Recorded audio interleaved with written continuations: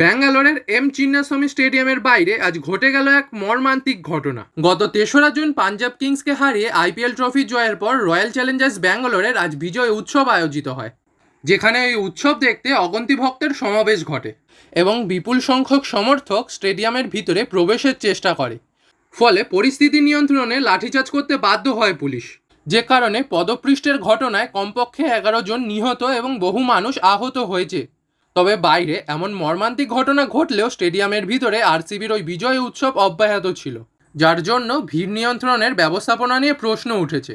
সেই সঙ্গেই কর্ণাটকের উপমুখ্যমন্ত্রী ডিকে শিবকুমার জানিয়েছেন, আমরা আরসিবি এবং কর্ণাটকের জন্য খুব গর্বিত। 18 বছর দীর্ঘ সংগ্রামে কোহলির বিশ্বস্ততা রয়্যালটি প্রদান করেছে। তিনি আরও জানান, এটা নিয়ন্ত্রণযোগ্য ভিড় নয়। আমি ব্যাঙ্গালোর এবং কর্ণাটকের সকল মানুষের কাছে ক্ষমা চাইছি। এটা তরুণ জনতার উন্মাদনার ভিড়, আমরা লাঠি ব্যবহার করতে পারি না।